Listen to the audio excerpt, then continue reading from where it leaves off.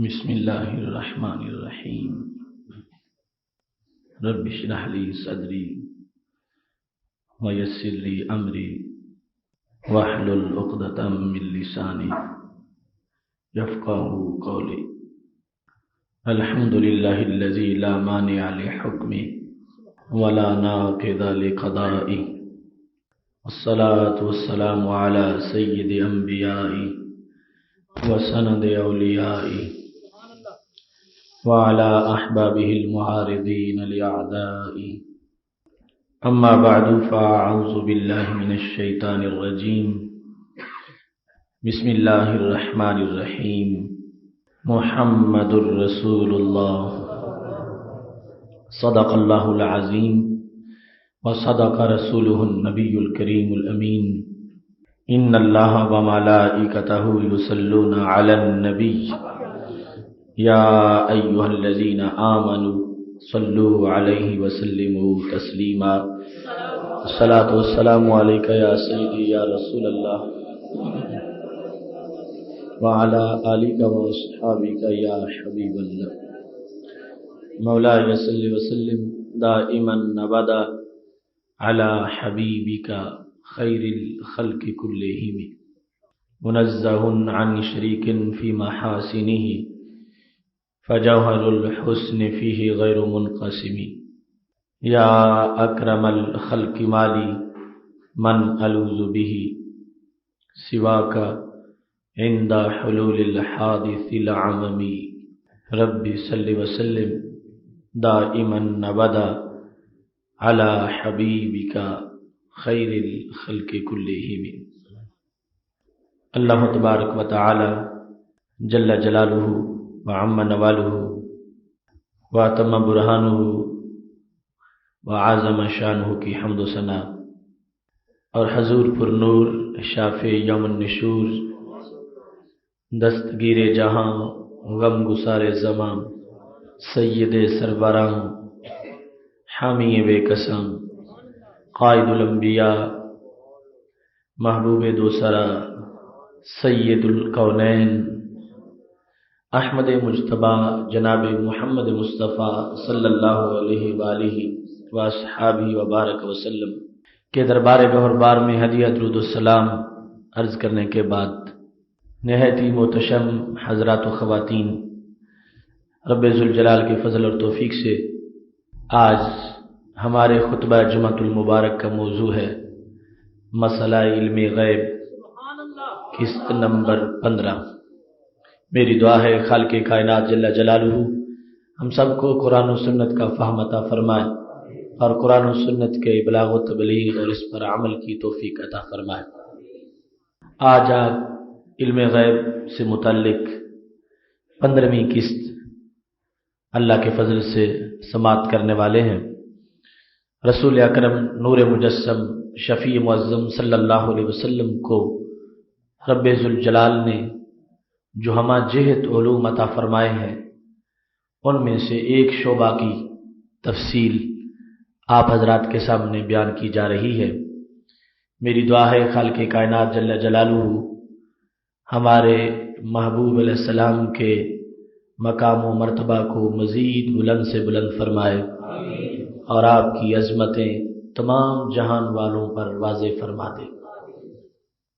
حضرت ام ایمن رضی اللہ تعالی عنہا ایک دن اپنے گھر میں بیٹھی رو رہی تھیں۔ صحیح مسلم شریف میں یہ حدیث شریف ہے، اور یہ وہ وقت تھا کہ جب رسول اکرم صلی اللہ علیہ وسلم کا وصال مبارک ہو چکا تھا اور تمام صحابہ کرام علیہم رضوان میں بڑی اداسی پھیلی ہوئی تھی۔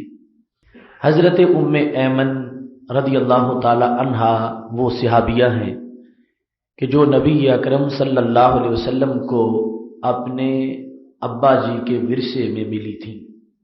حضرت عبداللہ رضی اللہ تعالی عنہ کا جو ورثہ تھا اس میں ام ایمن بھی یعنی بطور خادمہ تھیں، جو اس وقت لونڈیوں اور غلاموں کا دستور تھا۔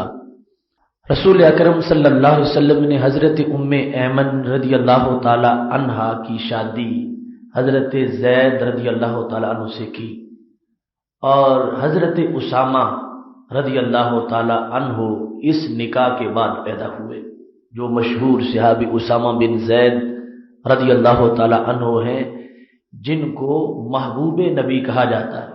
یعنی حضرت عائشہ صدیقہ رضی اللہ تعالی عنہا کہتی ہیں کہ میں نے خود دیکھا کہ نبی اکرم صلی اللہ علیہ وسلم حضرت اسامہ کی ناک صاف کر رہے تھے، یعنی جب وہ بچے تھے، چھوٹی عمر تھی، تو اس واسطے اسامہ حب النبی صلی اللہ علیہ وسلم کے الفاظ حدیث شریف میں آتے ہیں۔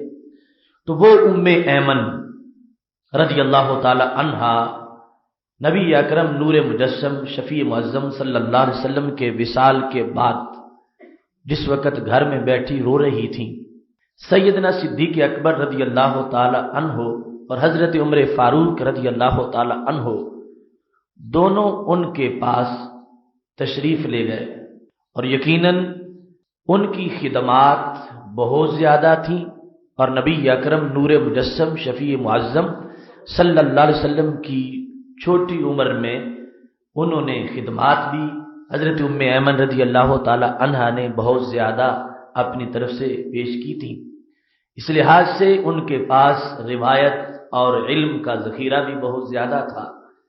تو یہ دونوں، جن کو شیخین کہا جاتا ہے، امت کے سب سے بڑے شیخ الاسلام سیدنا صدیق اکبر رضی اللہ تعالی عنہ اور حضرت عمر فاروق رضی اللہ تعالی عنہ، کسی مسئلہ میں مشاورت کے لیے حضرت ام ایمن رضی اللہ تعالی عنہا کے پاس جب پہنچے تو انہوں نے دیکھا کہ وہ رو رہی ہیں، تو پوچھا ما یبکی کے، ام ایمن کیوں روتی ہو؟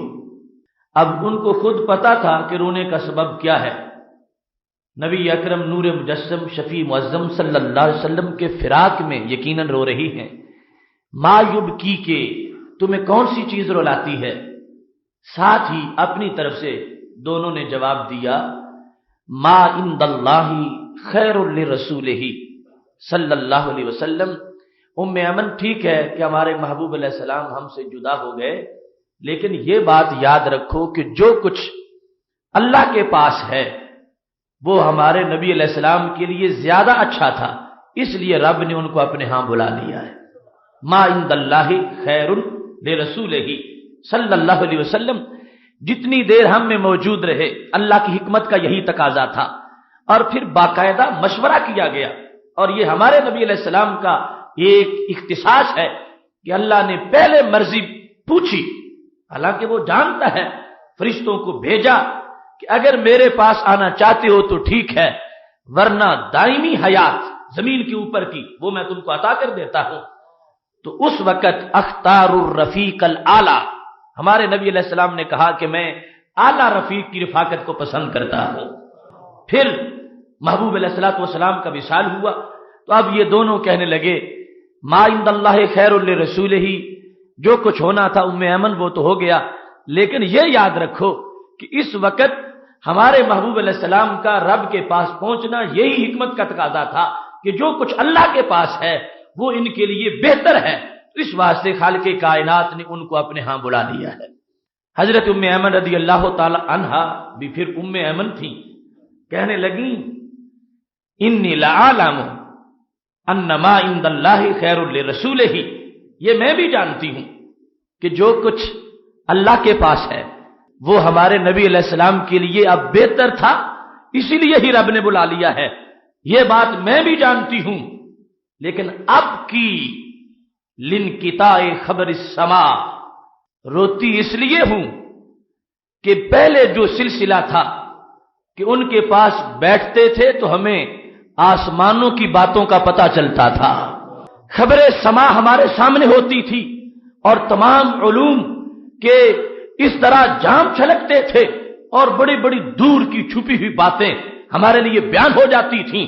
حضرت ام ایمن رضی اللہ تعالی عنہا کا جو نبی علیہ السلام کی ذات کے ساتھ تعلق تھا اور ان کا جو کشف تھا، اس کے پیش نظر اب وہ یہ بھی سمجھتی ہیں کہ اب بھی ملاقات کا ایک سلسلہ ہے، لیکن وہ معاملہ جب برسریام وہ تشریف فرما ہوتے تھے اور ان کی زبان سے الفاظ نکلتے تھے اور ہمارے لیے بیان ہوتا تھا، اب وہ غیب کی خبروں کا سلسلہ بند ہو گیا ہے۔ انقطاع خبر سما کی وجہ سے میں رو رہی ہوں کہ مجھے جو کچھ محبوب علیہ السلام کی خدمت میں بیٹھنے سے غیوب کا علم ملتا تھا اور خبر سما ہر وقت ہمارے سامنے بیان کی جاتی تھی، اے ابو بکر و عمر اب وہ سلسلہ ہمارے سامنے سے بند ہو گیا ہے۔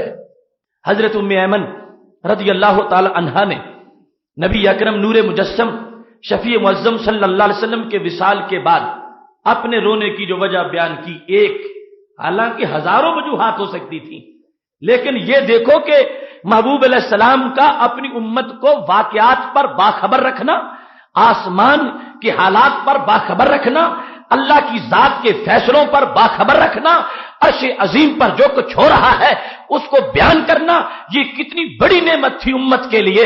حضرت ام ایمن رضی اللہ تعالی عنہا نے سر فہرست جس کو بیان کیا، فرمایا میں اس لیے رو رہی ہوں کہ وہ غیب کی باتوں کا سلسلہ اب ہماری نظروں سے بالکل اوجھل ہو گیا ہے۔ فَحَيَّجَتْهُمَا، حضرت ام ایمن رضی اللہ تعالی عنہا کا ایک موقف تھا، ایک موقف شیخین کا تھا۔ انہوں نے جو بات بیان کی وہ انہوں نے بھی کہی کہ میں یہ جانتی ہوں کہ اللہ کے پاس جانے کی حکمتیں اب یہی تھی کہ جانا چاہیے تھا اور چلے گئے ہیں، لیکن میں جو کہتی ہوں تمہیں اس بات کو ماننا پڑے گا۔ اس انداز میں حضرت ام ایمن رضی اللہ تعالی عنہا نے اپنی بات کو پیش کیا، فبکیا، ان دونوں کی آنکھوں میں بھی آنسو آ گئے۔ حضرت صدیق اکبر رضی اللہ تعالی عنہ اور حضرت عمر رضی اللہ تعالی عنہ، ان دونوں کی آنکھوں سے بھی آنسو ٹپکنے لگے کہ ٹھیک ہے ام ایمن، ہم نے تجھے منع کیا تھا کہ محبوب علیہ السلام تو اللہ کے ہاں بلند مقام پر فائز ہو گئے ہیں، اب یہ رونا بند کر دو، لیکن جو پہلو تم نے پیش کیا ہے وہ یقیناً اس بات کا ہے کہ تمہارے ساتھ ہمیں بھی رونا آ گیا ہے۔ سیدنا صدیق اکبر رضی اللہ تعالیٰ عنہ اور حضرت عمر رضی اللہ تعالیٰ عنہ وہ بھی اس بات میں ام ایمن کا جو خلاصہ تھا محبوب علیہ السلام کے فراق میں کہ ایک غیوب کے بیان کا جو سلسلہ تھا وہ ہمارے لیے منقطع ہو گیا ہے، ان دونوں ذوات نے بھی نبی علیہ السلام کی سیرت کی اس پہلو کو بڑا ہی عظیم جانا اور اس کی بات کو سن کر اپنی طرف سے اشکوں کا سلسلہ جاری کر دیا۔ نبی اکرم نور مجسم شفیع معظم صلی اللہ علیہ وسلم کے غیوب کا معاملہ، دل کی بات اور دل کی احوال کی خبر اور مستقبل میں ہر انسان کی جو حیثیت ہے اس کا بیان، یہ بات بھی سینکڑوں نہیں ہزاروں حوالہ جات سے مختلف طرق سے ثابت ہے۔ ایک شخص محبوب علیہ السلام کی خدمت میں حاضر ہوئے، کہنے لگے انی ارید الہجرہ، میں ہجرت کرنا چاہتا ہوں اور میرے پاس اونٹوں کا مال ہے۔ شاید ان کا یہ سوال تھا کہ اونٹ کدھر کروں، ساتھ لے کے ہجرت کروں یا بیچ دوں، اسلام کو دے دوں، کیا کروں؟ ارید الہجرہ، میں ہجرت چاہتا ہوں۔ تو محبوب علیہ الصلوۃ والسلام ہر بندے کو اس کی حیثیت کے مطابق جواب دیتے تھے۔ اب ایک شخص نے پوچھا کہ سب سے بڑی عبادت کون سی ہے؟ فرمایا سب سے بڑی عبادت نماز ہے۔ کسی نے پوچھا سب سے اچھا عمل کون سا ہے؟ فرمایا جہاد ہے۔ کسی نے پوچھا سب سے اچھا عمل؟ فرمایا والدین کی خدمت ہے۔ اب سوال ایک تھا تو جواب بھی ایک ہی ہونا چاہیے تھا، لیکن جواب جدا جدا کیوں ہے؟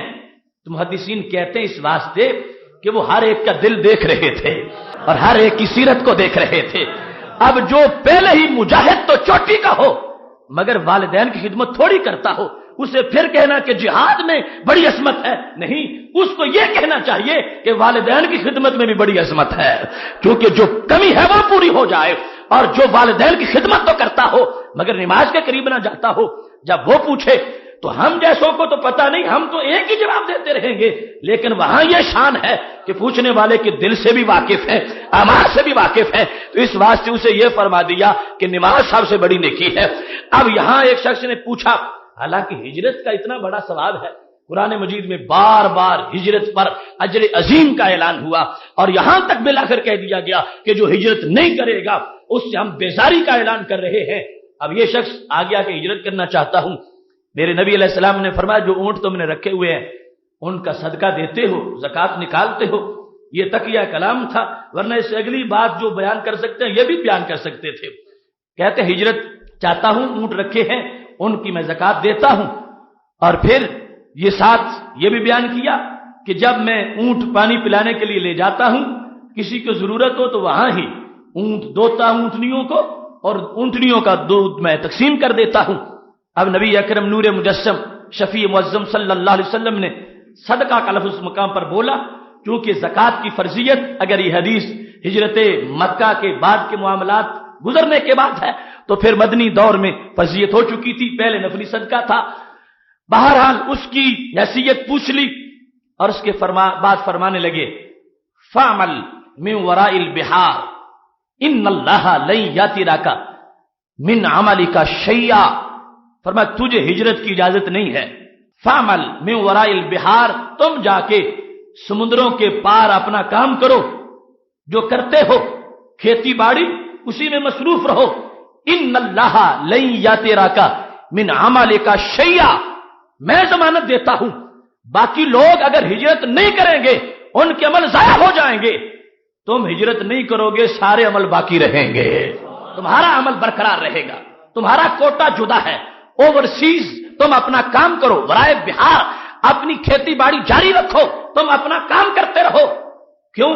فرما ان شأن الہجرت لشدید، ہجرت والا معاملہ بڑا سخت ہے، تم اپنا کام کرو۔ اب رسول اکرم نور مجسم شفیع معظم صلی اللہ علیہ وسلم ایک طرف تو یہ اختیار ماننا پڑے گا، جس کو چاہیں اس سے ہجرت کروائیں اور جس کو چاہیں اس کو اس کے گھر میں رکھیں، جس کو چاہیں اس کو گھر سے دور کریں، جس کو چاہیں گھر ہی میں ہجرت کا ثواب دلوا دیں۔ اور پھر یہ جو معاملہ تھا فرما ان شأن الہجرت لشدید، ہجرت کے تقاضے پورے کرنا بڑا مشکل کام ہے، تو یہ غیب کی بنیاد پر تھا کہ تم گھر رہ کے جتنی نیکی کما سکتے ہو مجھے تمہاری صلاحیتوں سے واقفیت ہے، ہجرت کر کے تمہیں اتنا فائدہ نہیں ہو سکے گا، ہو سکتا ہے ہجرت کے بعد الٹا تمہارے اعمال کا نقصان ہو جائے اور تمہاری جو نیکیاں ہیں ان کے اندر کمی واقع ہو جائے، تمہاری جو خصوصیت اور شخصیت ہے بالخصوص تمہارے لحاظ سے میں باقی سب سے قطع نظر بات کر کے کہہ رہا ہوں، تمہارے لیے ہجرت مشکل ہے، تم ہجرت نہ کرو، تمہاری اسی میں بھلائی ہے، کام کرتے رہو، جو کماتے ہو اس کا شرعی حق ادا کرتے رہو، اللہ تمہاری کسی نیکی میں کمی نہیں آنے دے گا۔ اس سے پتہ چلا کہ خالق کائنات جل جلالہ نے نبی اکرم صلی اللہ علیہ وسلم کو جو شارع بنایا ہے، بیان شریعت کے لیے بھیجا ہے، تو ساتھ لوگوں کے دل کے احوال بھی دیے ہیں، ان کی حیثیات کو بھی واضح کیا ہے، ان کی صلاحیتیں بھی بالکل کھول کے سامنے رکھ دی ہیں کہ جو خود بندے کو پتا نہیں کہ میں کیا کروں تو فائدہ ہوگا، کیا کروں تو نقصان ہوگا، یہ بارگاہ نبوت ہے، ہر ایک کے بارے میں جانتے ہیں کہ اگر تم اس راستے پہ چلو گے تو جلدی منزل پہ پہنچ جاؤ گے، اگر فلاں پہ چلو گے تو راستوں میں ڈاکو مل سکتے ہیں اور وہ تمہیں لوٹ بھی سکتے ہیں۔ یہ علوم کا تقاضا تھا اور یہ نبوت کی شان تھی کہ خالق کائنات جل جلالہ نے اس جہد کے علوم غیب بھی عطا فرما رکھے تھے۔ حدیث شریف روضہ خاک والی وہ پہلے میں ایک موضوع میں بیان کر چکا ہوں، بخاری شریف کے 6-7 مقامات پر اس کا ذکر آتا ہے، آج اس کو ایک نئے حوالے سے بیان کرنا چاہتا ہوں کہ جب نبی علیہ الصلوۃ والسلام نے یہ فرمایا تھا حضرت علی رضی اللہ تعالیٰ عنہ کو کہ جاؤ روضہ خاک میں ایک اونٹنی جا رہی ہے مدینہ شریف سے دور مکہ شریف کے راستے پر، فرمایا اس اونٹنی پر ایک عورت بیٹھی ہے، اس عورت کے پاس ایک رکا ہے، تم اس کو پکڑ کے لے آؤ۔ حضرت علی رضی اللہ تعالیٰ عنہ اور دیگر صحابہ وہ بہت سا سفر طے کرنے کے بعد روضہ خاک پر پہنچے تو واقعی ایک عورت اونٹنی پہ بیٹھی جا رہی تھی، تو کہا کہ تمہارے پاس ایک خط ہے وہ نکالو، اس نے کہا کوئی خط نہیں، تو آپ نے کہا کہ ہمیں نبی علیہ السلام نے بتا دیا تمہیں کپڑے اتارنا پڑیں گے ورنہ خط باہر نکالو، تو خط اس سے برآمد ہو گیا۔ اس خط میں لکھا کیا تھا؟ ایک صحابی ہیں حضرت حاطب بن ابی بلتا، حاطب بن ابی بلتا کی طرف سے وہ رکا تھا مکہ شریف کے مشرکین کی طرف، اور اس میں کچھ باتیں تھیں نبی علیہ السلام کے بارے میں، کچھ احوال کا ذکر تھا، یعنی دوسرے لفظوں میں وہ جاسوسی کا خط تھا، معاملات کا ذکر تھا۔ اب اس وقت وہ اس کو واپس لے آئے، خط نبی علیہ السلام نے پڑھ لیا، حضرت حاطب بن ابی بلتا رضی اللہ تعالیٰ عنہ مدینہ شریف میں اور بدری صحابی ہیں، اور خط جو ہے وہ ایسا تھا کہ جو شایان شان نہیں تھا، مکہ شریف والوں کے نام لکھا ہوا تھا۔ اب جب آپ نے پوچھا حاطب یہ تم نے خط کیوں لکھا، تو انہوں نے کہا یا رسول اللہ صلی اللہ علیہ وسلم ایمان میرا صحیح ہے، پکا مومن ہوں، باقی وجہ یہ تھی کہ میں تھوڑا سا اس معاملے میں ڈگمگا گیا کہ باقی جتنے یہاں پر آپ کے پاس مہاجر پہنچے ہیں مکہ شریف میں سب کی برادریاں وہاں پر ہیں، اور میں مکہ شریف میں بھی بحر سے آ کے آباد ہوا تھا، اور پھر تمہارا کلمہ پڑھا اور ہجرت کر کے یہاں کے آ گیا۔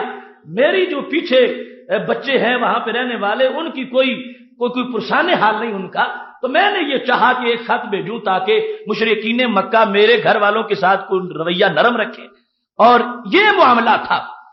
اور میں اسلام کا پکا شیدائی ہوں اور اسلام کو نقصان پہنچانے کا سوچ بھی نہیں سکتا۔ یہ محض ایک دوستانہ خط تھا جس میں کوئی ایسی بات میں نے نہیں لکھی کہ جو اس انداز میں مستقبل پر اثر انداز ہونے والی ہو۔ بہرحال انہوں نے اپنی صفائی میں بالکل مختصر لفظ بولے، تھوڑے سے الفاظ۔ حضرت عمر رضی اللہ تعالیٰ عنہ کو بڑا غصہ تھا۔ محبوب اجازت دو میں اس کا سر اتاروں، یہ کون ہوتا ہے ہماری خبریں مشرکین مکہ کو پہنچائے؟ تو نبی علیہ الصلوۃ والسلام نے فرمایا عمر ان کے بارے میں یہ لفظ نہ بولو، ما یدریکا لعل اللہ یطلع علی اہل البدر، تمہیں پتہ نہیں ہے انہوں نے بدر میں شرکت کی تھی اور بدر والوں کو رب نے جھانک کے دیکھا تھا جو اس کی شان کے لائق ہے، اور اللہ نے فرمایا تھا اعملوا ما شئتم قد غفرت لکم، اب جو کچھ مرضی ہے کرتے رہو میں نے تمہیں بخش دیا ہے۔ اب آج اس موضوع کو، اس حدیث کو ہم نے اس لحاظ سے، جو پہلی غیب کی خبر تھی اس کا پہلے ذکر آ چکا، یہاں معاملہ یہ تھا کہ جب حضرت عمر رضی اللہ تعالیٰ عنہ کو غصہ ہے کہ اس کا سر اتاروں، تو نبی علیہ السلام نے فرمایا نہیں عمر اس کا سر نہیں اتاریں گے، یہ صرف مومن ہی نہیں، یہ وہ مومن ہے کہ بعد والے اس کا مرتبہ نہیں پا سکیں گے، یہ بدری صحابہ میں سے ہے، اور ان کو اللہ نے ایک سند دے دی ہے اعملوا ما شئتم قد غفرت لکم، میں نے تمہارے گناہوں کو بخش دیا، مستقبل میں جو بھی کرو گے تمہیں معاف کر دیا گیا ہے۔ اب ایک حدیث اور ہے اسی مضمون کی، اور وہ بھی تم نے سنی ہوئی ہے، ابن قیم نے دونوں کو سامنے رکھ کے ایک تبصرہ کیا۔ وہ کیا تھی کہ جب نبی علیہ السلام مال غنیمت تقسیم کر رہے تھے تو ایک نام نہاد صوفی آ گیا تھا، اعدل یا محمد، اللہ کے نبی صلی اللہ علیہ وسلم عدل کرو۔ اب جو جہاں کمی ہو وہاں تو حکم دینا چاہیے یا مشورہ، اور جہاں کمی کا سوال ہی نہ ہو تو وہاں یوں کہنا بھی گستاخی ہے۔ اب دیکھو نا، بظاہر آج لوگوں نے یہ بنایا ہوا کہ گستاخی پتہ نہیں کیا کریں تو پھر ہوتی ہے۔ اب لغوی معنی تو عدل ایک اچھا کام ہے نا، تو اس نے یہی کہا تھا اعدل، عدل کرو، تو اب اس کو کیا سمجھا گیا؟ گستاخی، اور اتنی بڑی گستاخی کہ نبی علیہ السلام نے فرمایا من یعدل اذا لم اعدل، اگر میں نے عدل نہیں کیا تو پھر کر کون سکتا ہے؟ حضرت عمر رضی اللہ تعالیٰ عنہ پھر تیار تھے، میں اس کا سر اتاروں گا۔ حضرت خالد بن ولید تیار تھے، میں اس کا سر اتاروں گا۔ اب اس معاملے میں نبی علیہ السلام نے فرمایا یخرج من دأب هذا الرجل، اس بندے کی نسل آگے نہیں چلے گی، اس کو مار دیں تو ابتلا آزمائش یہاں ہی ختم، اس کی ذریت سے ایک قوم آئے گی، وہ کیسی ہوگی؟ فرمایا تم اپنی نمازیں ان سے ہلکی سمجھو گے، اپنے روزے بھی کم جانو گے، صحابہ اگر تم ان کو پالو تو ان کو قتل کر دو، اور فرما ہم شرّ قتلا تحت عظیم السماء، اس آسمان کے نیچے جب وہ لوگ قتل ہو چکے ہوں گے، نمازی بھی ہوں گے، روزے دار بھی ہوں گے، سب کچھ کرنے والے ہوں گے، مگر اس بندے کی اولاد سے ہوں گے شرّ قتلا، ان سے برا کوئی زمین پر مقتول نہیں گزرا، آسمان کے نیچے زمین کے اوپر سب سے زیادہ برے وہ لوگ ہوں گے جو قتل کیے ہوئے ہوں گے جن کو تم نے بدر میں مارا۔ ایسے آبا وہ بھی اتنے برے نہیں تاتے آسماں جتنے وہ برے ہوں گے جو اس کی ذریت سے پیدا ہوں گے، اور ان کو میری امت کا ایک مرد قتل کر دے گا۔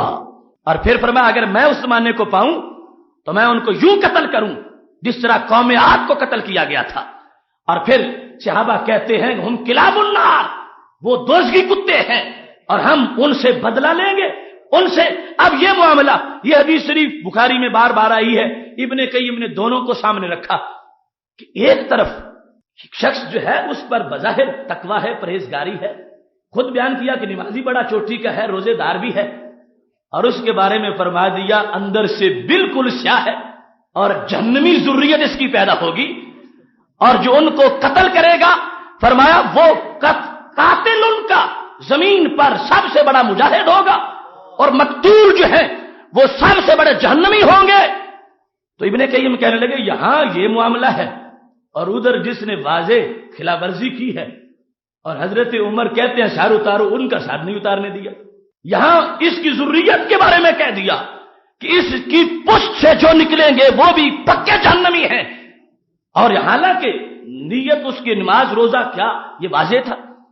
اور اس کے ساتھ ایک دوسری حدیث بھی لا لیجئے. وہ حدیث بھی آپ نے سن رکھی ہے مگر وہ پہلو جو بھی سنانا چاہتا ہوں وہ پہلے نہیں سنا ہے.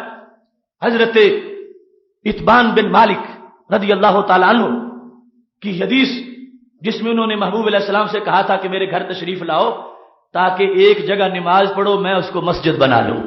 دعوت دی, نبی علیہ السلام تشریف لے گئے اور تبرک کی دلیل کے طور پر ہم اس کو پیش کیا کہ جگہ تو ساری خدا کی ہے اور ساری مسجد بن سکتی ہے, مگر انہوں نے کہا جہاں آپ کے قدم لگیں گے میں ہمیشہ اس جگہ نماز پڑھوں گا. جب نبی علیہ السلام اس گھر میں تشریف لے گئے, یہ بھی بخاری و مسلم میں درجنوں بار آئی ہے, جس وقت محبوب علیہ السلام بیٹھ گئے محلے والوں کو پتہ چل گیا کہ سرکار تشریف لائے ہوئے ہیں تو سارا محلہ ہی وہاں اکٹھا ہو گیا. اس صحابی کے گھر میں, حضرت اتبان کے گھر میں سارے لوگ بیٹھے تھے لیکن ایک قریبی بندہ حاضر نہیں تھا. ان کا نام تھا حضرت مالک بن دخیشن. مالک بن دخیشن غائب تھے, باقی سارے لوگ حاضر تھے. اب پوچھا گیا مالک بن دخیشن کیوں نہیں آئے؟ ایک شخص نے کہا انہو منافق لا یحب اللہ ورسولہ. مالک اس لیے ہے, مالک بن دخیشن کو پتا تھا کہ نبی علیہ السلام یہاں آ رہے ہیں اور وہ پھر بھی نہیں آیا تو وہ منافق ہے. کیوں؟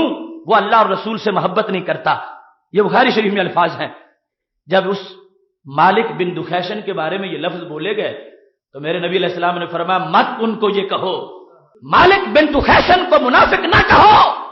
الا ترى, کیا تمہیں یہ پتا نہیں ہے اس نے لا الہ الا اللہ محمد رسول اللہ پڑھا ہے؟ کس انداز میں؟ فرمایا یرید بذالک وجہ اللہ. اس نے سچے دل سے کلمہ پڑھا ہوا ہے, سچے دل سے کلمہ پڑھا ہے. تم اس کو منافق کہتے ہو؟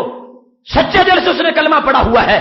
اب جس وقت محبوب علیہ السلام نے یہ الفاظ بولے تو وہ صحابی آگے انہوں نے ضد نہیں کی, حالانکہ دلائل تھے ان کے پاس کہ فلاں موقع پر وہ منافقین کے ساتھ بیٹھے ہوئے نظر آئے, فلاں موقع پر انہوں نے منافقین کو مشورے دیے. یہ ساری باتیں روایت میں موجود ہیں, لیکن فوراً کیا جواب تھا؟ اللہ ورسولہ عالم. کہ محبوب اگر تمہارے ہاں اس کا ریکارڈ صاف ہے تو ہمارے ہاں بھی صاف ہے. مالک بن دخیشن کو اگر آپ منافق نہیں قرار دیتے تو ہم اگرچہ اس کو دیکھتے رہے منافقوں کے ساتھ بیٹھے ہوئے ہم بھی نہیں مانیں گے کہ وہ منافق ہے, اس واسطے کہ اللہ ورسولہ عالم. فیصلے رب کی ذات کے ہیں اور محبوب آپ کے ہیں. آپ کہتے ہیں کہ مالک بن دخیشن منافق نہیں ہے تو ہم بھی اس کو منافق نہیں مانیں گے, کٹر مومن مانیں گے. اب یہ تینوں حدیثیں ہیں. ایک طرف وہ کہ جس کے بارے میں فرمایا قرآن بھی پڑھتے ہیں اور ایسی وہ صحابہ نماز پڑھتے ہیں کہ تم اپنی نمازوں کو ان سے ہلکا جانتے ہو, حقیر سمجھتے ہو. اور دوسری طرف بظاہر دو بندے کہ جن کے بارے میں نفاق بظاہر واضح تھا, جاسوسی کا خط لکھنا, چھپ کے اخبار کا ذکر کرنا, اور پھر یہ کہ سارے اکٹھے ہوں محلے سے غائب ہو جائے, نبی علیہ السلام کی آمد ہو اور وہ اس گھر میں نہ آئے اور ساتھ قرائن بھی ہو. یہ باتیں واضح تھیں مگر نبی علیہ السلام نے فرمایا میرے صحابہ میں کسی کو اجازت نہیں دوں گا نہ مالک بن دخیشن کو منافق کہو اور نہ حاتب بن ابی بلتا کو منافق کہو. علم غیب کی حکمتوں کا, اور یہ ہے شان ہمارے نبی علیہ السلام کی. ایک طرف وہ انسان ہے کہ جس کا کلیچہ بالکل سکڑ چکا ہے اور اندرونی طور پر وہ شدید مرض میں مبتلا ہے. اس کو بظاہر جس انداز میں بھی کوئی دیکھنے والا دیکھتا ہے وہ چونکہ اس کے باطن سے مطلع نہیں, اس کے ظاہر کی طرف توجہ کرتا ہے. اور ایک شخص جو ہے اس کا باطن بالکل صحیح ہے طبی معاملات کے لحاظ سے, اس کے بدن پر بظاہر کہیں ورم ہے. اب اس ورم کو کسی نے دیکھا تو کہنے لگا یہاں پر نشتر لگانا چاہیے, یہ تو شدید مرض میں ہے. لیکن حکیم نے کہا اس کو نشتر لگانے کی ضرورت نہیں ہے, اس کے اندر کے معاملات اتنے صاف ہیں کہ یہ جو کچھ تمہیں نظر آ رہا ہے یہ خود بخود صحیح ہو جائے گا. اور دوسری طرف جس کا بدن بظاہر بالکل ٹھیک تھا مگر دل کے معاملات خراب تھے, اب حکیم حاجق سے جب کہا گیا کہ یہ بالکل صحت مند ہے تو اس نے کہا نہیں, اس پوری طرح مرض کا اسیر ہو چکا ہے اور مرض میں گرفتار ہو چکا ہے. ابن قیم کہنے لگے جو معاملہ تھا اس ذوالخویشرہ تمیمی کا جس نے مشورہ دیا تھا کہ محمد صلی اللہ علیہ وسلم تم عدل کرو؟ فرمایا اس کا باطن سیاہ تھا، اگرچہ ظاہر پر نمازوں کی رونق بھی تھی، لیکن سرکار نے باطن کو دیکھ کے فیصلہ کر دیا کہ جو اندر سے اتنا گندا ہے، جراثیم اس کے خون میں ہیں، اس کی حقیقت میں ہے، یہاں تک کہ اس کی اولاد بھی اتنی گندی نکلے گی۔ اور فرمایا مالک بن دخیشن اور حاطب بن ابی بلتا، اس کے بدن پر جو تمہیں ورم نظر آتا ہے یہ معمولی بات ہے، اس کے دل کے کنویں میں ایمان پوری طرح پکا ہو چکا ہے۔ دل کا معاملہ اور حقیقت کا تعلق جو تھا، علم غیب کی روشنی میں اس فرق کو واضح کیا، ورنہ دونوں معاملات میں فرق نہیں ہونا چاہیے تھا۔ یہ واضح جب قرائن آ گئے تھے تو یہ خبر جب دی، ان لفظوں سے اس بات کو سمجھنا چاہیے جب فرمایا، اللہ فرما رہا ہے اے ملوما شئتم قد غفرت لکم، فرمایا بدر والوں سے رب نے کہا ہے کہ جو کرو میں معاف کر دوں گا، لیکن یہ تو طے شدہ تھا کہ اگر ان میں سے کوئی شرک کرتا تو جہنمی بن جاتا، وہ تو معافی نہیں ہے۔ شرک کا معاملہ آتا جہنمی بنتا، اسلام سا کا غدار بنتا جہنمی بنتا، اسلام سے یقین متذبذب ہو جاتا جہنمی بنتا۔ تو جب نبی علیہ السلام اپنی طرف سے گارنٹی دے رہے ہیں کہ حاطب بن ابی بلتا کو کچھ نہ کہو، تو ماننا پڑے گا دل کے آئینے پر پوری توجہ تھی اور مکمل دل کو جھانک کے دیکھ کر کہا کہ دل کے کسی محلے میں حاطب میں منافقت موجود نہیں ہے، لہذا میرے رب کا فیصلہ اس کے بارے میں برقرار ہے۔ میرے صحابہ میرے علم پر گواہی دیتے ہوئے حاطب کے قریب تلوار نہ کرنا، ہم نے اس کو جنتی قرار دے دیا ہے۔ اب اے ملوما شئتم، ان لفظوں پر محض مدار جو ہے وہ نہیں ہو سکتا تھا جب تک کہ حقیقت حال پر اطلاع نہ ہوتی۔ اس بنیاد پر نبی علیہ السلام نے فیصلہ فرما دیا اور ان کو جنتی قرار دیا۔ اور دوسری طرف جو مالک بن دخیشن تھے، ان کے بارے میں فرمایا انہوں نے کلمہ پڑھا ہے، کس انداز میں؟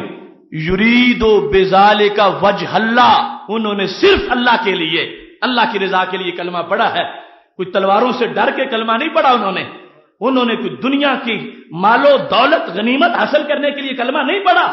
اب کلمہ پڑھنے کا معاملہ حضرت مالک بن دخیشن کا اپنا ہے، وہ جانتے ہیں کہ میرے دل میں کیا ہے، لیکن ضمانت کون دے رہے ہیں؟ نبی علیہ السلام۔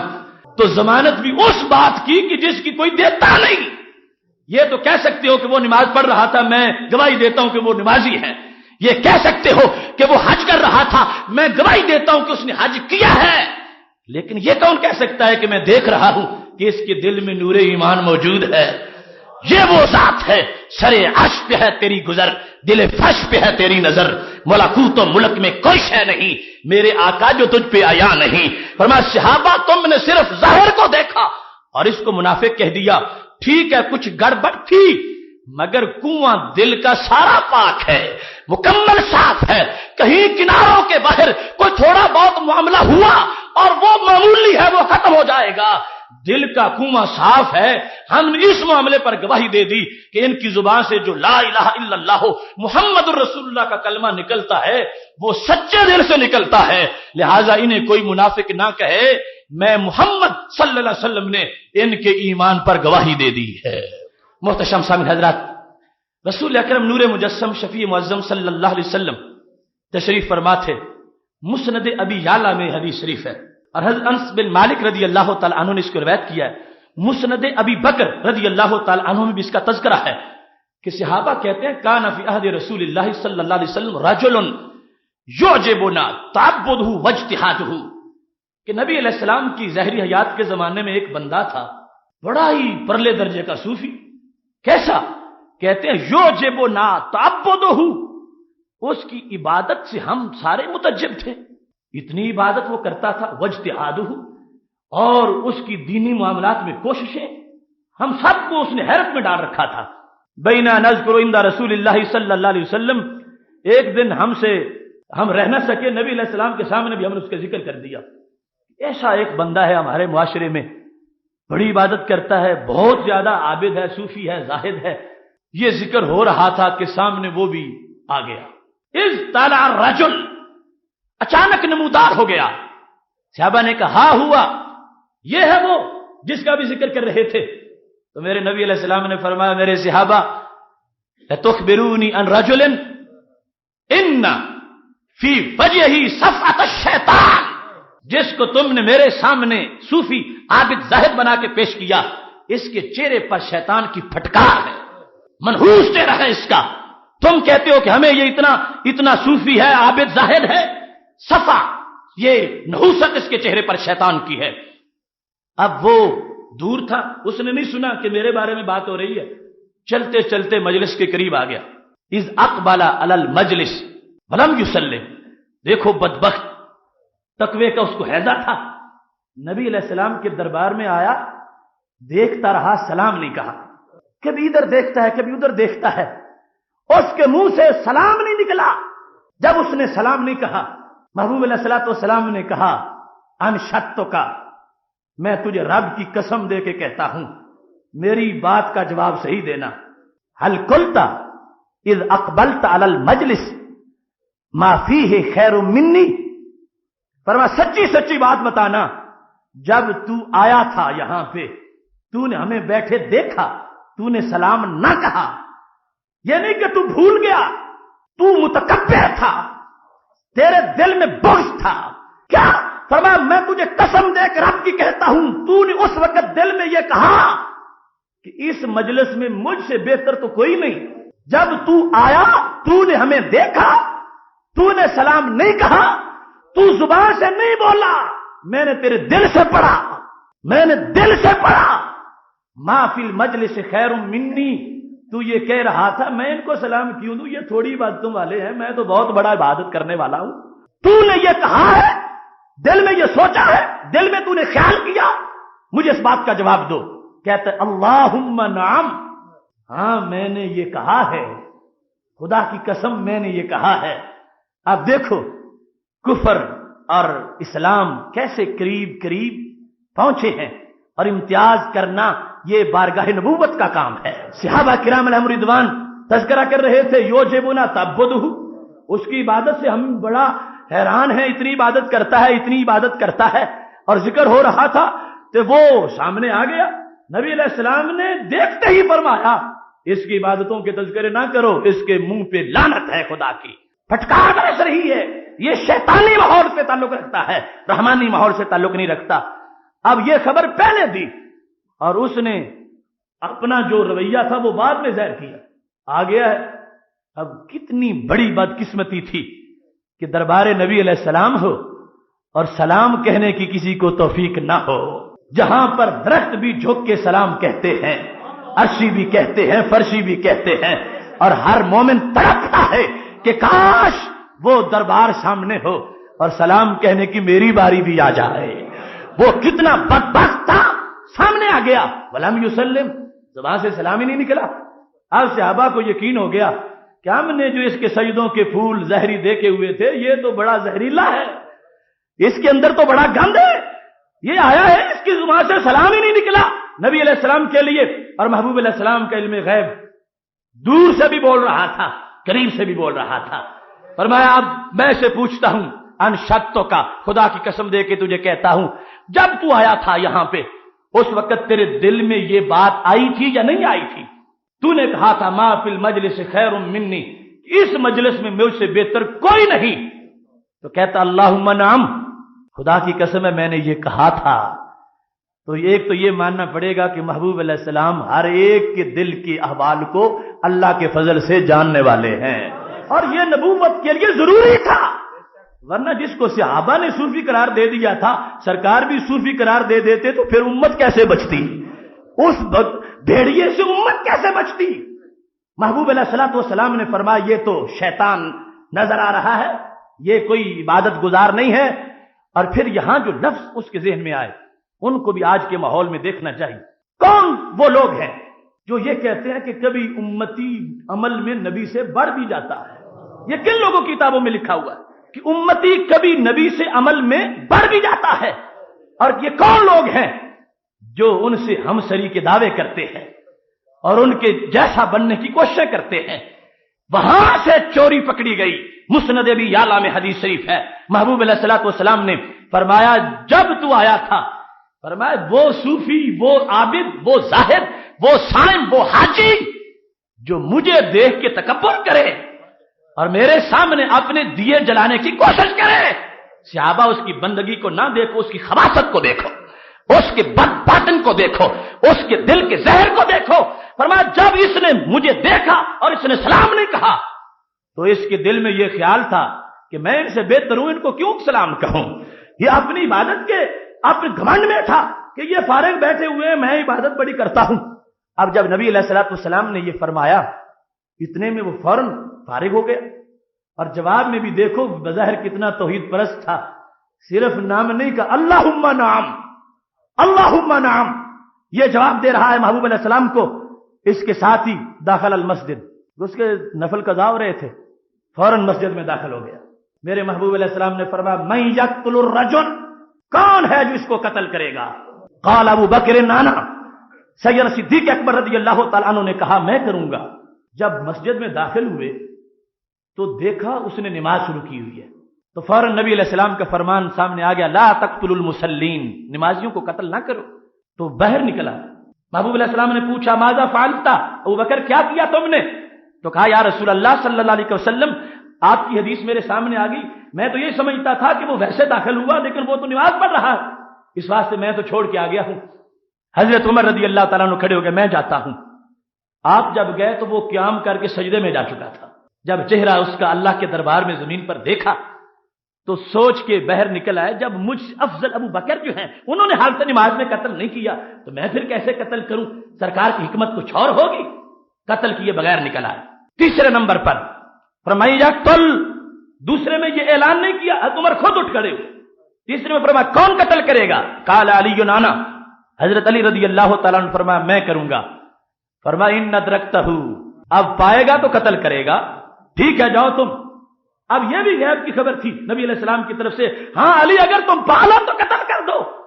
حضرت علی کہتے ہیں میں گیا تو وہ مسجد سے غائب ہو چکا تھا۔ اس پر میرے محبوب علیہ السلام نے یہ لفظ بولے، لو قتل الرجل ما اختلف فی امتی اثنان، اگر آج یہ مارا جاتا تو میری امت میں کوئی اختلاف نہ ہوتا، کان اولہم وآخرہم، یہی تھا پہلا اختلاف کرنے والا اور یہی ہوتا آخری اختلاف کرنے والا۔ میری امت میں دو بندوں کا جھگڑا ہی نہ ہوتا، میری امت میں دو بندوں کا اختلاف نہ ہوتا، میری امت میں کسی طرح کا کوئی نفسیاتی فکری نظریاتی الجھاؤ اور کشمکش نہ پیدا ہوتی۔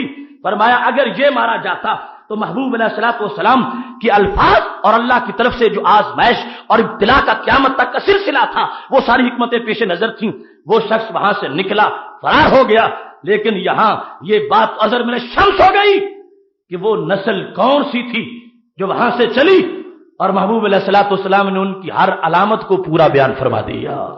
سیدنا علی المرتضیٰ رضی اللہ تعالیٰ عنہ کہتے ہیں، یہ بھی مسند ابی اعلیٰ میں ہے، فرمانے لگے کہ میں نبی علیہ السلام کے پاس بیٹھا تھا، میرے سوا کوئی نہیں تھا پاس بیٹھا، اس وقت صرف سیدہ عائشہ صدیقہ رضی اللہ تعالی عنہا بیٹھی تھی اور میں بیٹھا تھا کہ محبوب علیہ السلام نے فرمایا مجھے دیکھ کر علی اس وقت تمہاری کیا حالت ہوگی؟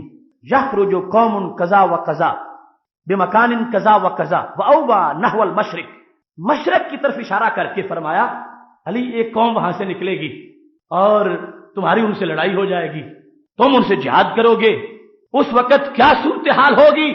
فرمایا فیہم رجل مخدر، ان کے ساتھ تم لڑو گے اور وہ کافر بظاہر نہیں ہوں گے، وہ یہودی بھی نہیں ہوں گے، نصرانی بھی نہیں ہوں گے، فرمایا وہ یقرؤون القرآن ولا یجاوز حناجرہم، قرآن پڑھیں گے مگر حلق سے اوپر اوپر، یمرقون من الدین کما یمرق السهم من الرمیہ، علی مشرق کی سائٹ پہ تمہاری ایسی قوم سے لڑائی ہوگی کہ دین سے یوں خالی ہوں گے جس طرح کے تیر شکار سے خالی نکل جاتا ہے۔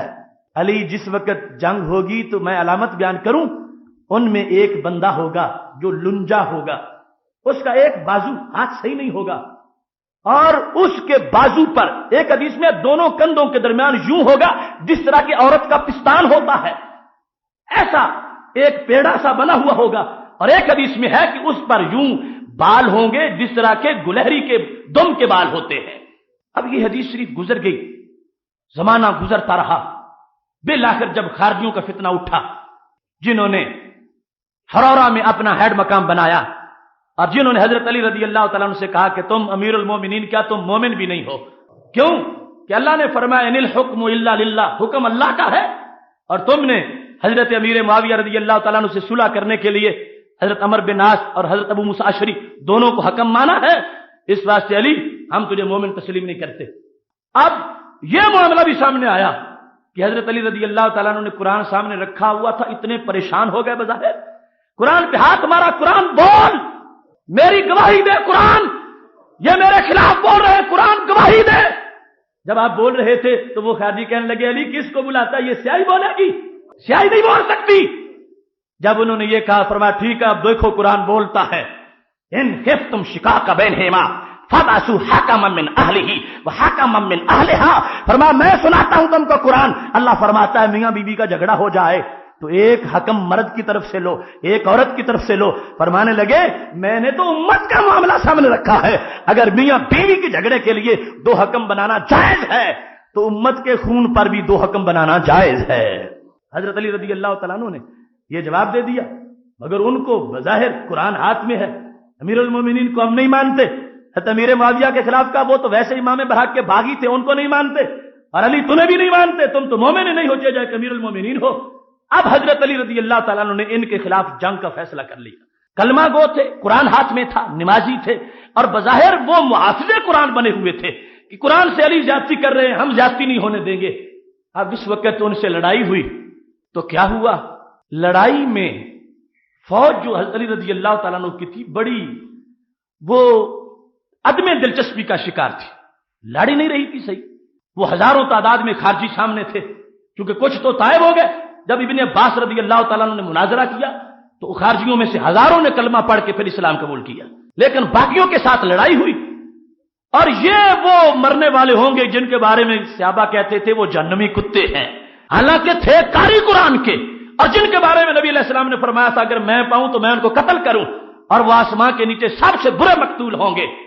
حضرت علی رضی اللہ تعالیٰ عنہ نے جب دیکھا کہ میرے دوست ان سے لڑی نہیں رہے، آپ نے تقریر کی، مسند ابی یعلا میں ہے، فرمانے لگے لوگوں سن لو، ان کنتم تقاتلون لی فما عندی ما اجزیکم، اگر میرے لیے تم نے لڑنا ہے تو میرے پاس تو دینے کے لیے جزا ہی نہیں، میں تمہیں کچھ نہیں دے سکتا، گھروں میں چلے جاؤ۔ اور ان انتم تقاتلون للہ فماذا فعلکم، اور اگر تم نے لڑائی ان سے کرنی ہے خدا واسطے، خدا کے دین کے لیے، تو پھر یہ ڈھیلا پن چھوڑ دو، ان سے شیروں کی طرح لڑو۔ حضرت علی رضی اللہ تعالیٰ نے جب یہ تقریر کی ساری فوج میں جذبہ، نیا ذوق آ گیا، چند منٹوں میں انہوں نے ہزاروں خارجیوں کے سر اتار دیے۔ جس وقت وہ تشویش ہوئی، کہنے لگے علی نے ہمیں بھائیوں سے ہی لڑا دیا۔ حضرت علی رضی اللہ تعالیٰ عنہ کو جب یہ بات پہنچی تو آپ کی آنکھوں میں آنسو آ گیا، فرمانے لگے چلو اب جا کے وہ لاشیں دیکھیں، وہ نشانی ضرور نظر آئے گی، مجھے تو نبی علیہ السلام نے میری ڈیوٹی لگائی تھی کہ تمہارے سامنے ایسی قوم نکلے گی، اور اس جگہ کا نام بھی لیا تھا، اور مجھے اس بندے کی نشانی بھی بتائی تھی، چلو میرے ساتھ چلو، میرے مجاہدوں اگر وہ نہ پکڑا گیا تو پھر کہنا کہ علی نے غداری کی ہے اور بھائیوں سے لڑایا ہے، اور اگر وہ ظالم اس فوج میں مل گیا تو پھر سمجھو میں نے مسلمانوں سے نہیں، میں نے تجھے کافروں سے لڑایا ہے۔ حضرت علی رضی اللہ تعالیٰ عنہ سواری پہ بیٹھے، فوج ساری ساتھ تھی، نیچے اوپر لاشیں پڑی ہوئی تھی، ٹانگیں کھینچ کھینچ کے ہٹاتے رہے، نیچے سے وہ نکل آیا جس کے بارے میں لفظ مخدوج الید، لنجے ہاتھ والا، اور عورت کے پستان کی طرح کا بیڑا اس کے منہ گندوں پر بنا ہوا تھا، اور جو علامات نبی علیہ السلام نے ساری بتائی تھی وہ ساری موجود تھی۔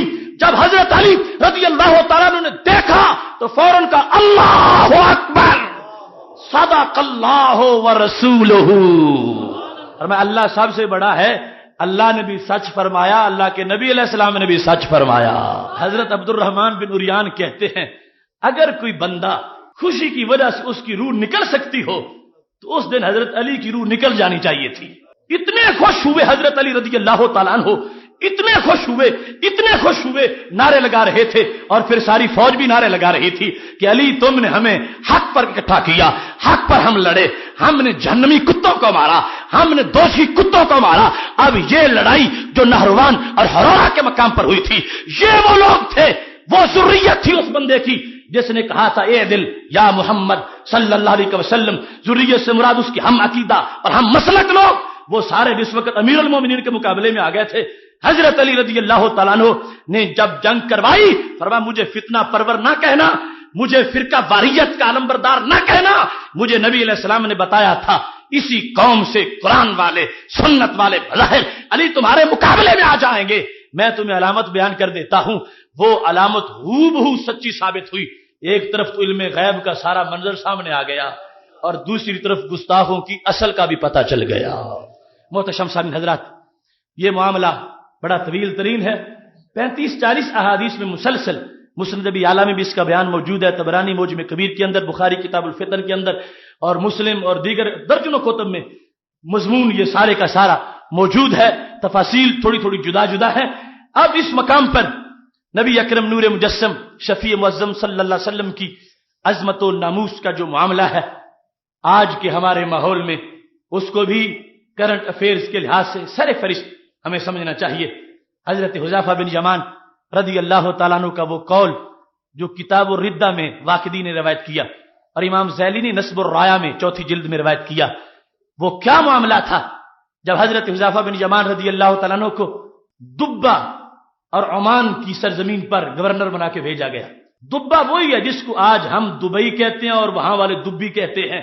عمان اور دبا کے علاقہ میں حضرت حذیفہ بن یمان رضی اللہ تعالیٰ عنہ تھے کہ نبی علیہ الصلوۃ والسلام کا وصال ہو گیا، تو ان لوگوں نے کیا کہا، ہم اسلام کو نہیں مانتے، مرتد ہو گئے۔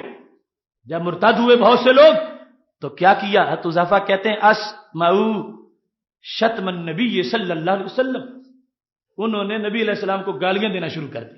جب نبی علیہ السلام کو انہوں نے گالیاں دیں تو حضرت حذیفہ نے کیا کہا، اسمعونی فی ابی و امی ولا تسمعونی فی محمد صلی اللہ علیہ وسلم، ظالموں مجھے میری ماں کی بھی گالی دے لو، باپ کی بھی گالی دے لو، مگر نبی علیہ السلام کو گالی نہ دو۔ حضرت حذیفہ دیکھ رہے ہیں کہ معاملہ کافی گڑبڑ ہو گیا، خط لکھا سیدنا صدیق اکبر رضی اللہ تعالیٰ عنہ کو کہ یہاں کے لوگوں نے تو یہ سلسلہ شروع کر دیا ہے۔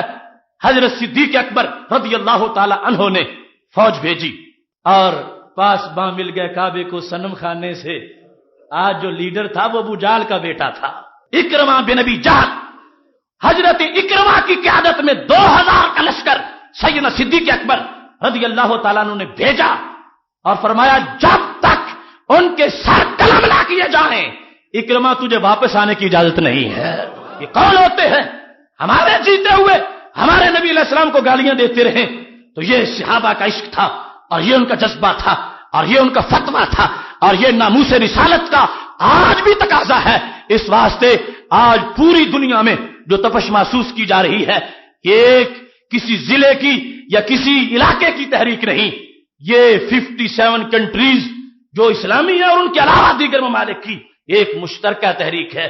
یہ ہمارے ایمان کا معاملہ ہے، ہمارے دین کا مسئلہ ہے اور دین کی سب سے بڑی بنیاد کا معاملہ ہے۔ اگر آج اس میں ہم نے پسپائی اختیار کی تو پھر یاد رکھو کبھی رب معاف نہیں کرے گا۔ اس واسطے مسلسل اس پیغام کو آگے بڑھانا ہے، اس تحریک کو آگے چلانا ہے۔ اس سلسلے میں جس قدر بھی مشکلات آئیں ان کا پہلے سے آپ کو حساب کرنا چاہیے۔ یہ قدم قدم بلائیں، یہ فراق کوئے جانا، وہ یہیں سے لوٹ جائے جسے زندگی ہو پیاری۔ یہ مسلسل ایک آزمائش کا سلسلہ ہے اور رب کعبہ کی قسم ہے، لگتا یہ ہے کہ اب اسی بنیاد پر اللہ اسلام کو ایک نیا عروج عطا فرمائے گا۔ وہ سوئے ہوئے شیر جو اپنے اپنے صحراؤں میں لیٹے ہوئے تھے، اب اس طوفان مغرب کی وجہ سے ہر طرف بیداری آ گئی ہے اور بڑے بھولے ہوئے لوگوں کو بھی سبق یاد آ رہا ہے، جن کے نزدیک یا رسول اللہ کہنا شرک ہوتا تھا، اب انہوں نے بھی اس کو صحیح سمجھنا شروع کر دیا ہے، اور جن کے نزدیک نبی کا مقام ڈاکیے جتنا ہوتا تھا ان کو بھی پتا چل گیا ہے کہ اس ذات کے بغیر آج بھی ہمارا گزارا نہیں ہوگا۔ اس معاملے میں پوری طرح حساس رہیے۔ ملک کی بقا سلامتی اس کو پیش نظر رکھتے ہوئے اپنے بنائے ہوئے دیش کو جلانے کے حق میں ہم نہیں ہیں، لیکن ہم بے غیرتی کے مظاہروں کے بھی بالکل خلاف ہیں۔ غیرت کا اظہار ہر وقت ہونا چاہیے، خاموش زبانیں اور مردہ جذبات ان کی اسلام کو کوئی ضرورت نہیں ہے. اسلام زندہ دلی کا نام ہے اور اسلام بھڑکتے ہوئے جذبات کا نام ہے. ان جذبات کا اظہار اگر اب ہم نہیں کریں گے تو پھر کس وقت میں کریں گے؟ اس واسطے ہر بندے تک یہ بات پہنچنی چاہیے. ہر فکر میں جو لوگ بیٹھے ہیں ان کو اس بارے میں آگاہ کرو. اور جب تک ہمارا وہ مطالبہ پورا نہیں ہوتا جو ہم نے بی بی سی کے انٹرویو میں بھی اپنا پیش کر دیا تھا لاہور پریس کلب کے سامنے کہ ہمارا مطالبہ ان گستاخوں سے معافی کا ہرگز نہیں ہے. ہمارا ایک ہی مطالبہ ہے کہ وہ یا تو ہمارے حوالے کیے جائے کہ ہم ان کے سر قلم کریں یا پھر خود وہ حکومتیں ان کے سر تن سے جدا کریں, تو پھر امت مسلمہ کا مطالبہ پورا ہوگا. علامہ اقبال نے تہذیبوں کے تصادم اور اسلام اور مغرب کے فرق کو بیان کرتے ہوئے اور مسلم امہ کی ضروریات کو بیان کرتے ہوئے یہ کہا تھا, وہی ہے صاحب امروز جس نے اپنی ہمت سے زمانے کے سمندر سے نکالا گوہر فردا. ہاتھ پر ہاتھ دھرے بیٹھنے والی قوم کیا کر سکتی ہے؟ وہی ہے صاحب امروز جس نے اپنی ہمت سے زمانے کے سمندر سے نکالا گوہر فردا. فرنگی شیشہ گر کے فن سے پتھر ہو گئے پانی, میری اکسیر نے شیشے کو بخشی سخت یہ خارا. فرنگی شیشہ گر کے فن سے پتھر ہو گئے پانی, میری اکسیر نے شیشے کو بخشی سخت یہ خارا. مغرب نے پتھر کو پانی بنایا مگر مومن شیشے کو پتھر بناتا ہے, سختی پیدا کرتا ہے جوش میں.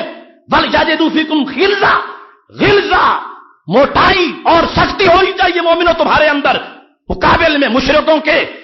فرنگی شیشہ گر کے فن سے پتھر ہو گئے پانی, میری اکسیر نے بخشی ہے شیشے کو بخشی سخت یہ خارا. وہ چنگاری خس و خاشاک میں کس طرح دب جائے جسے حق نے کیا ہو سیستان کے واسطے پیدا.